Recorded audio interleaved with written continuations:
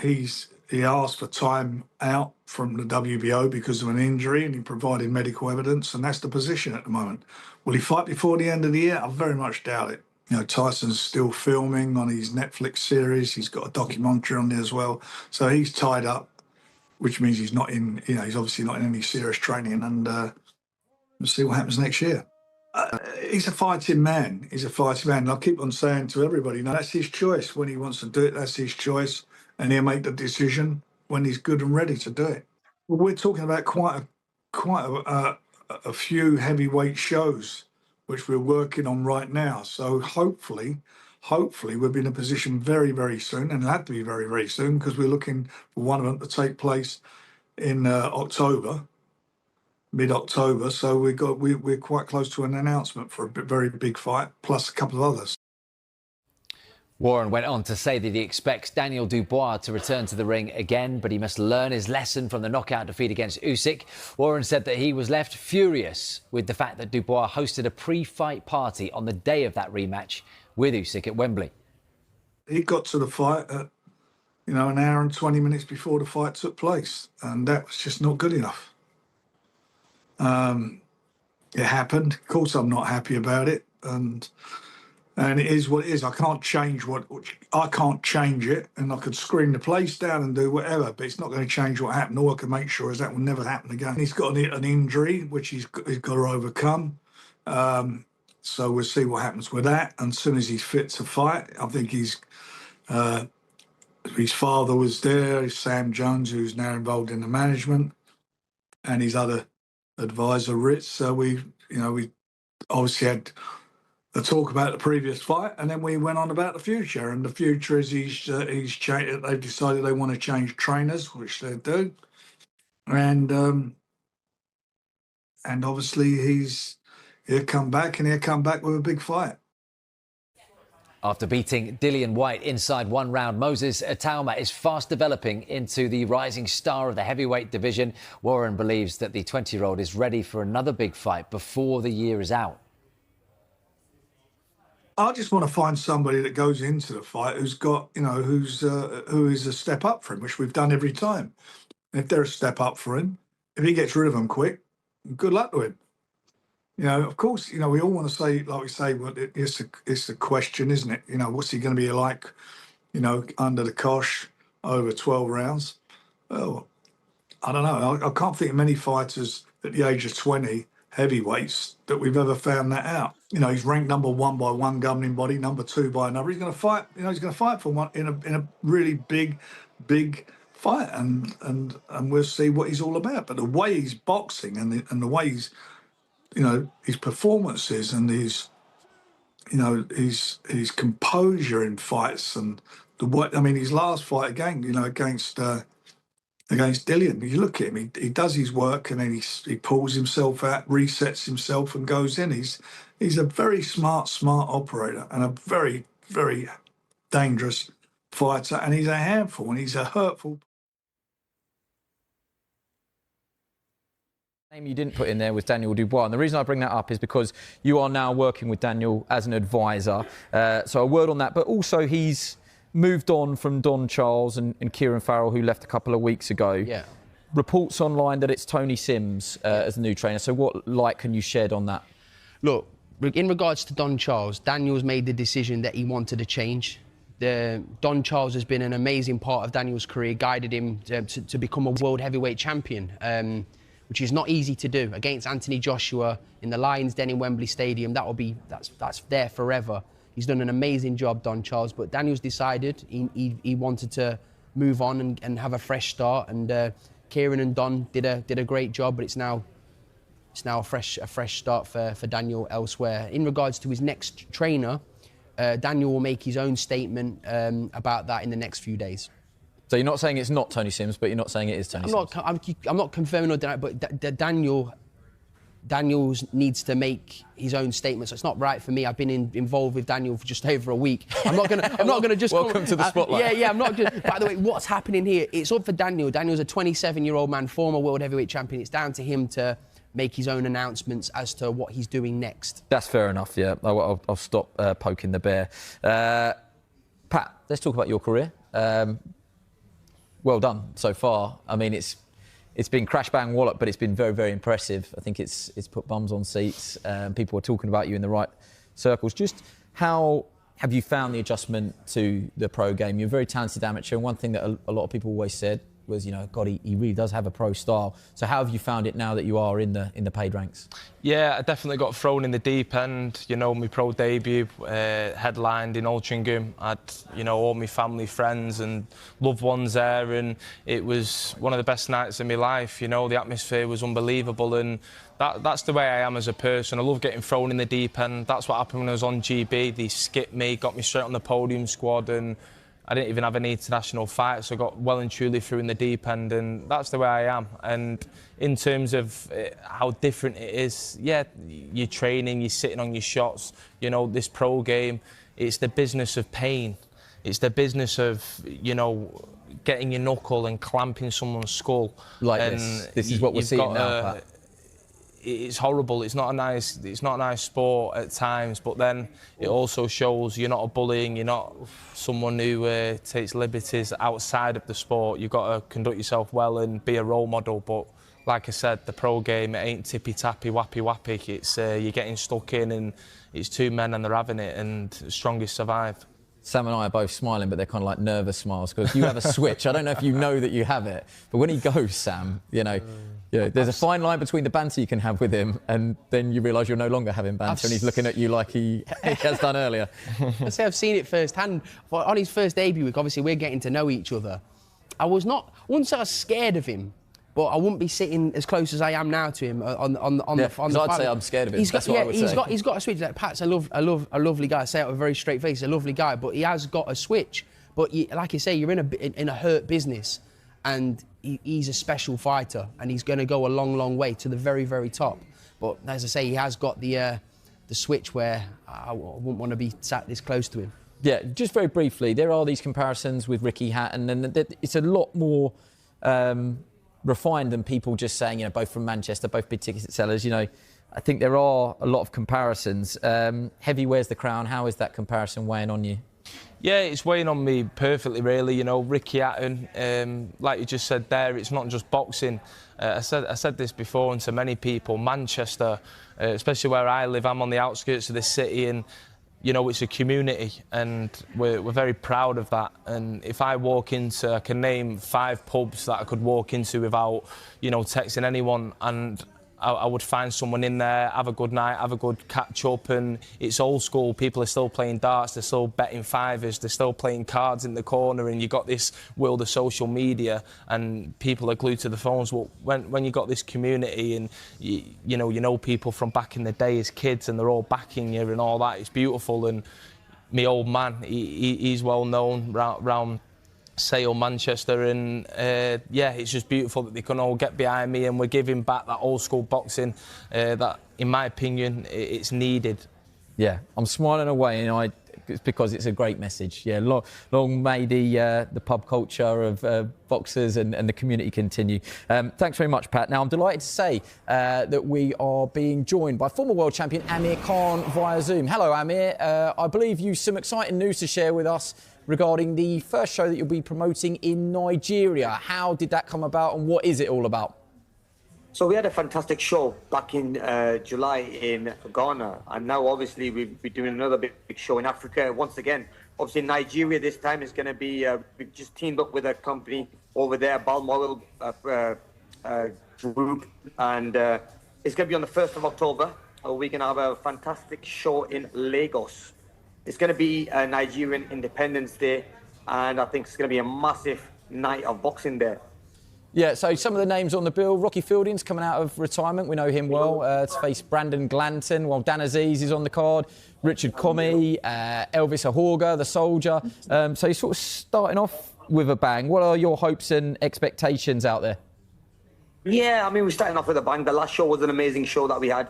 This one's going to be even better. We've learned from the first show. We're going to not make... There's a few little mistakes that we made. We're not going to make the same mistakes again. But the thing is, you know, to have a great card like Rocky Fielding coming out of retirement after 2.5 years. You've got Brandon Glanton, who just lost against Chris Billen-Smith. That's another great fight. Obviously, we've got Dan Aziz, who's looking amazing. And also, this is a fight for him that he wants to tick off the bucket list. Being Nigerian himself, having family there, you know, this is a fight that I wish, when I was a fighter, if I had the opportunity to fight in Pakistan, that's where my family are from, it would have been an amazing thing, though. So, you know, then we've got other fighters like Richard Comey. He's from Ghana. He's fought the likes of Teofimo Lopez, Lomachenko. He's a former world champion. And like you said, we would go back to the fan favorite, Elvis Ogora. Big fan base he has, big crowd he pulls in, and he's very entertaining. Amir, I've got to be honest, can't see any grey hairs there, so I'm interested. What is more stressful? What are you enjoying more? Was it easier to be a fighter or easier in the promotional business? You know what? It's a little bit easier being in the promotional business because you're not taking any punches. I mean, in boxing, you know, it's a brutal sport, just like you were saying in the interviews then. It's a dangerous sport. You're always got one punch away from getting hurt. And boxing now is on such a high in Great Britain. We've got some great champions. And there's some mega fights that are happening in Saudi Arabia. Just last week I was in Saudi, and we've got great up-and-coming champions coming through as well. So yeah, boxing is on a high, and I'm glad I'm sat on the other side. Yeah, just quick before you go, Crawford, Canelo, you know them both very well, having boxed them both. Size does matter in this one, you think, but who do you think will win and why? Look, I'm the only guy to share the ring with both guys. And I always said, look, both fighters are great. They're both great at what they do. I thought Canelo, you know, he was easier to hit. He had slow feet, but fast hands. I never expected him to have the fast hands he had. And obviously, he has a lot of power. So that's one thing Crawford has to worry about, you know, the size and the power. But then again, I saw a picture of Crawford where he was weighing around about 180 pounds, looked strong, looked big.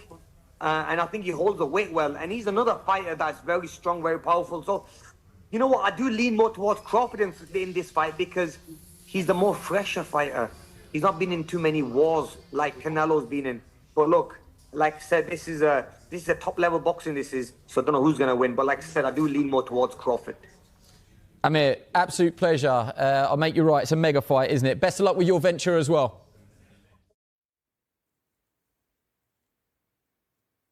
Hello and welcome to our weekly boxing chat on Sky Sports News. I'm Andy Scott and I'm joined in the studio by Gary Logan and WBA interim super welterweight champion of the world, Abbas Baral. Welcome to both of you. Thanks for coming in. We'll hear from Abbas very soon, but it's time to welcome another guest who's celebrating a big birthday today. Welcome to one of the best to ever do it. It's Lennox Lewis. Lennox, happy 60th birthday. Looking magnificent there out in Miami. Thank you so much for joining us. We're having a little look back at your brilliant career. I've got to ask you, which fight do you still get asked the most about, and which fight do you enjoy reminiscing about more than any other? There's so many fights to choose from. All of my fights were really good, and you know, I would have to say the Mercer fight was a really good fight for me because my friends actually seen me get hit. So, because I always asked them, which fight do you like? To say, oh, the Mercer fight. And I said, why? Because I got hit in that fight and it was back and forth.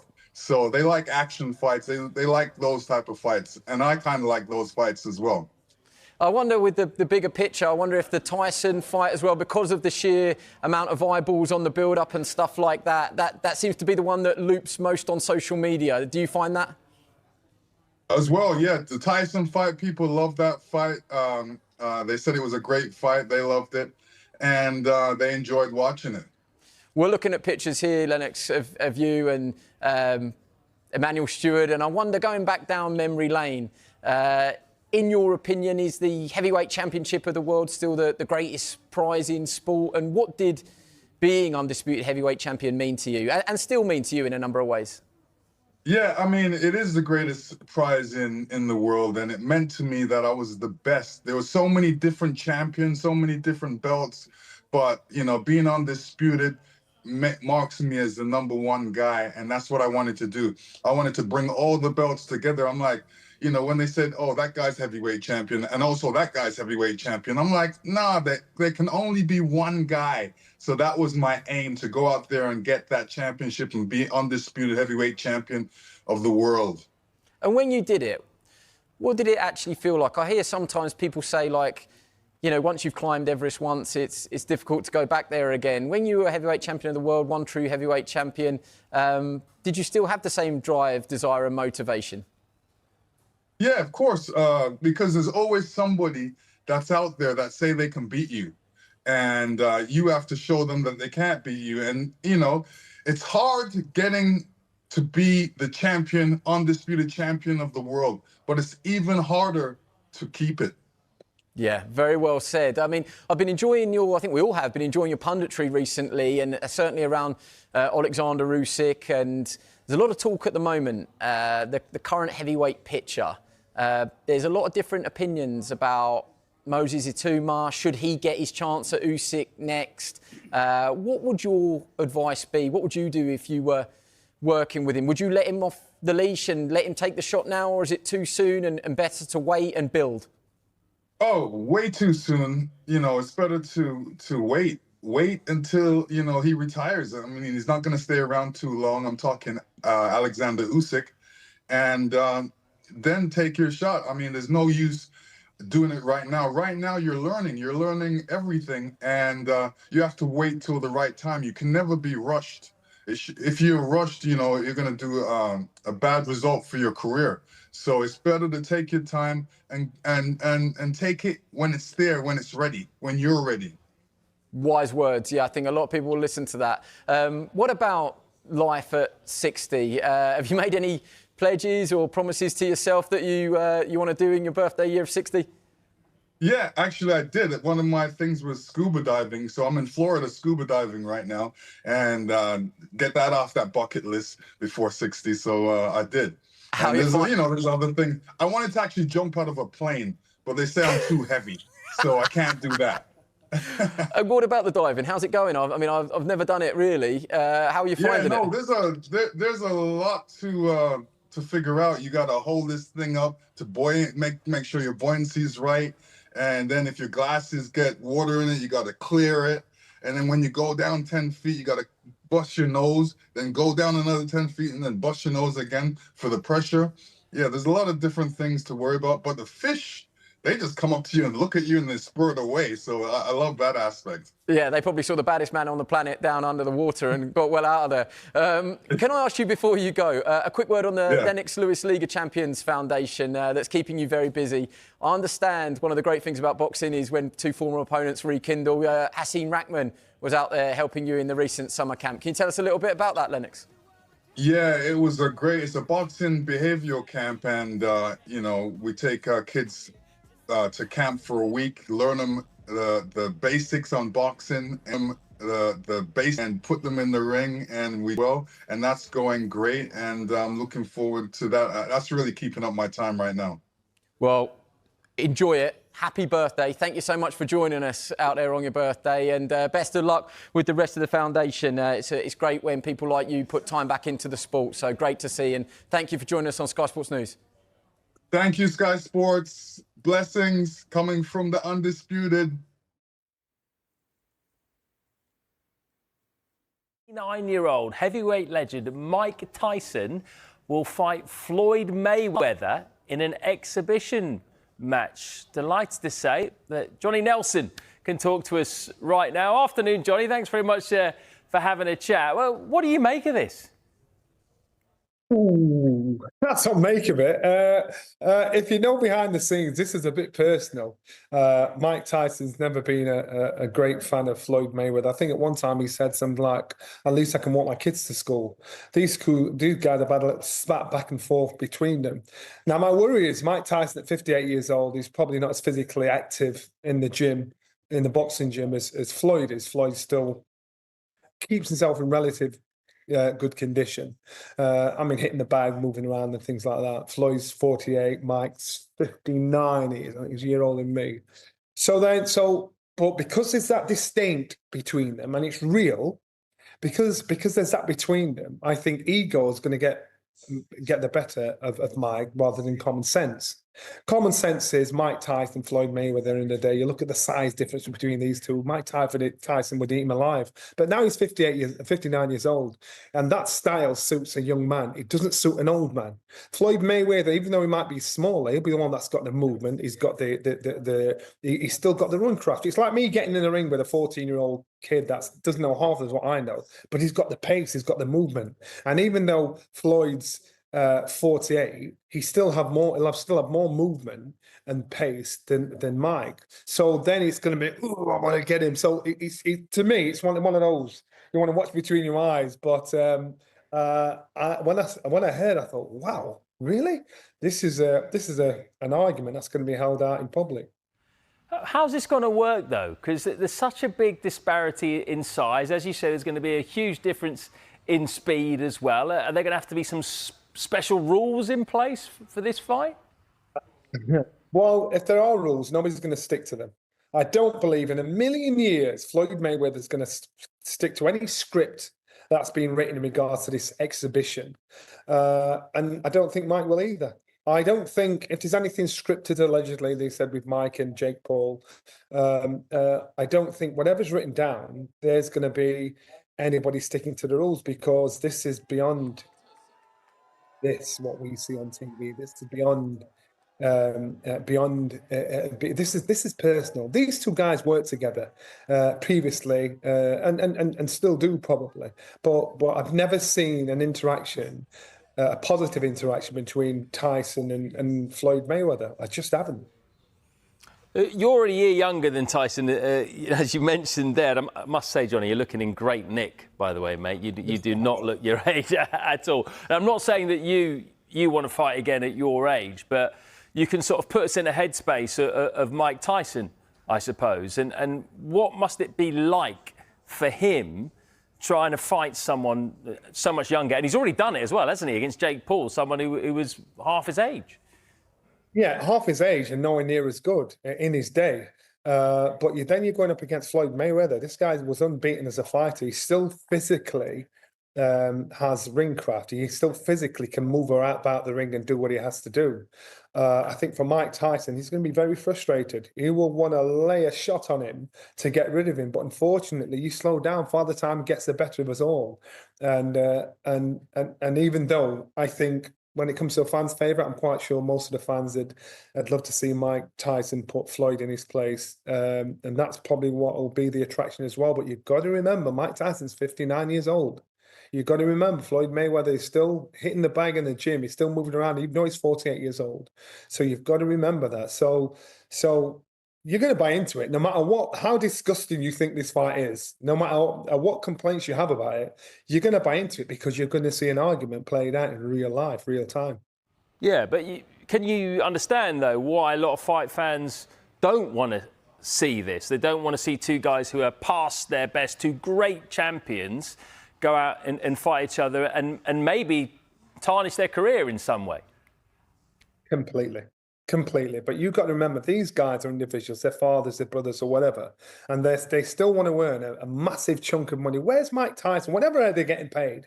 Where's Mike Tyson at 59 going to earn this kind of money?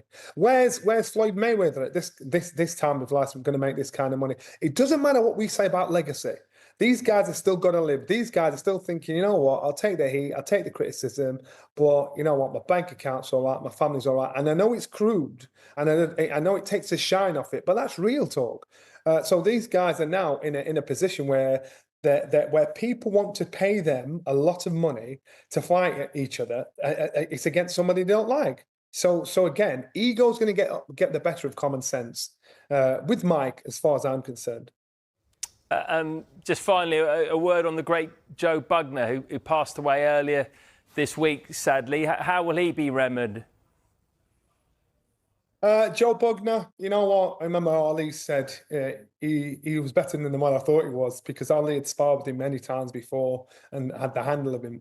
Joe Bugner was so underrated and so unappreciated. I can remember when he boxed Frank Bruno, and it was like he was the villain. Joe Bugner could fight, he could box, and he just did it his way. Sad to see another part of our history maker leave this planet, but you know, this is life. Yeah, well said. Great to talk to you, Johnny. And as I say, you're looking in great nick, mate. I'm not fighting. Forget it. It's never going to happen.